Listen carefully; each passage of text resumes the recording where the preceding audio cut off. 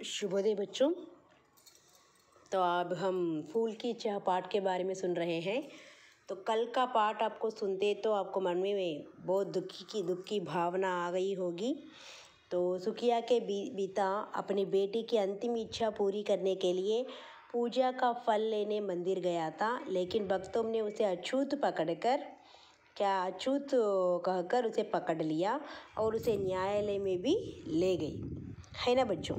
तो उस न्यायालय ने उसे दंड दिया था, 7 दिन जेल में रहने की सज़ा दी गई थी।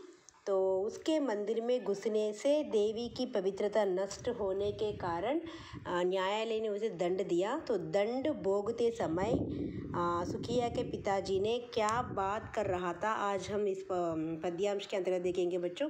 मैंने स्वीकृति किया दंड, वह शीश झुकाकर चुप ही रह, उस असीम अभियोग दोष का क्या उत्तर देता, क्या कह। 7 रोज ही रहा जेल में, या कि वहाँ सदियाँ बीती, अविश्रांत वर्षा करके भी आंखें थनिक नहीं रही थी।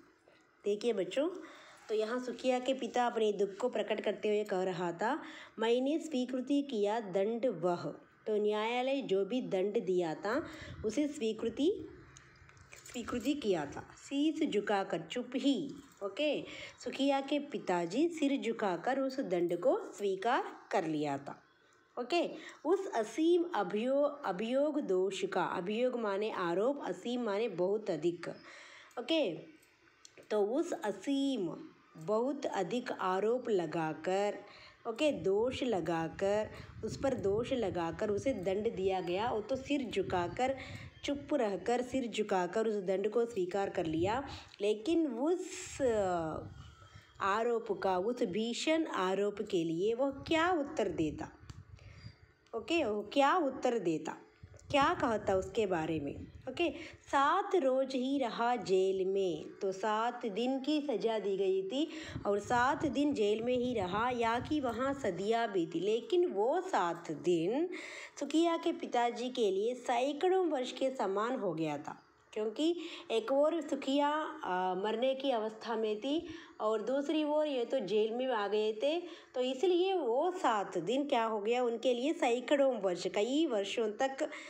कई वर्षों के समान हो गया। अविश्रांत वर्षा करके भी आंखें तनिक नहीं रही थी। इसका मतलब बिना थके, अविश्रांत, बिना थक कर, ओके, उनकी आंखों से निरंतर आंसू बहते रहे, फिर भी आंखें भरी रही उनकी वेदना। इसका मतलब उनकी वेदना कम ही नहीं हुई। समझ में आ गया बच्चों। Most important climax children. तो सुखिया के पिताजी को न्यायालय में 7 दिन की सज़ा दी गई थी और सुखिया के पिताजी ने उन 7 दिनों की सज़ा को चुपचाप सिर झुकाकर स्वीकार कर लिया। ओके, मारू మాట్లాడకుండా ఆ పనిష్మెంట్ని ఒప్పుకున్నాడు।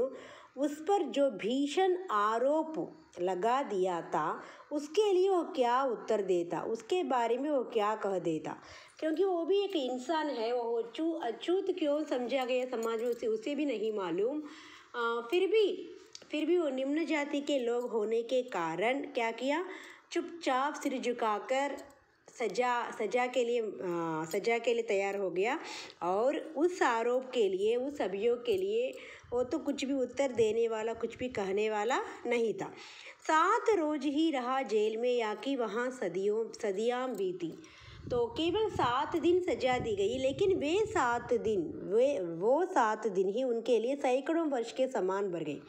ఒకవైపు సుఖియా చనిపోయే అవస్థలో ఉందమ్మా, ఇంకోవైపు తను జైల్లోకి వచ్చాడు। మరి ఆ 7 రోజులు కూడా కొన్ని సంవత్సరాలతో సమానంగా భావించాడు। అంటే ఒక్కొక్క క్షణం ఒక్కొక్క యుగంలాగా అతనికి గడిచిందనమాట।